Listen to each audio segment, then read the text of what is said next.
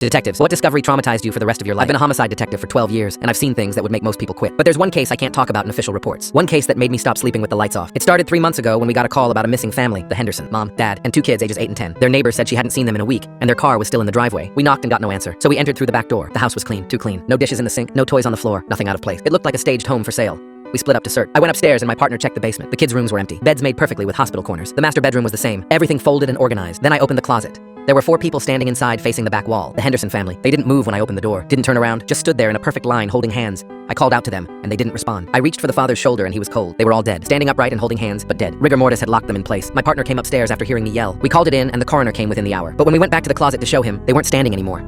They were sitting on the floor in a circle facing each other, still holding hands. I know what I saw. They were standing when I found them. My partner saw it too. But now they were sitting and the coroner looked at us like we were crazy. We checked the security cameras the neighbor had pointed at the Hendersons' driveway. The footage showed the family coming home from dinner 7 days earlier. They walked inside and never came back out. No other cars, no visitors, nothing. But at exactly 3 a.m. every night, the front door would open by itself. Stay open for exactly 3 minutes, then close. The coroner's report came back 2 days later. All 4 died from cardiac arrest at the same time. No drugs, no poison, no injuries. Their hearts just stopped simultaneously. But here's what kept me up at night. The estimated time of death was 3 a.m. The same time the door opened on the security footage. And it had been happening every night for 7 days before we found them.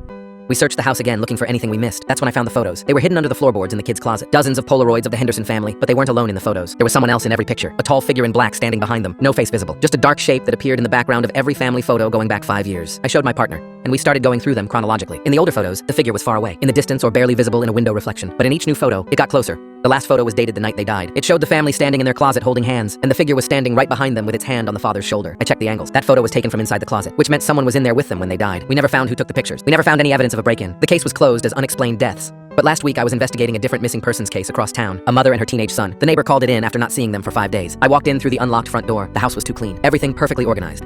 I went upstairs and opened the bedroom closet. They were standing inside facing the back wall holding hands. I'm writing this from my car outside the house. I called my partner, but he's not answering. I called for backup, but they're 20 minutes out. The security camera footage shows the same thing. The door opens at 3 a.m. every night for exactly 3 minutes. It's 2:58 a.m. right now. I can hear footsteps coming from inside the house. Slow footsteps walking down the stairs. The front door just opened, and I can see someone standing in the doorway, tall, wearing black. They're looking right at my car. I just checked my phone and there's a new photo in my camera roll. I didn't take it. It's me sitting in my car, taken from the backseat.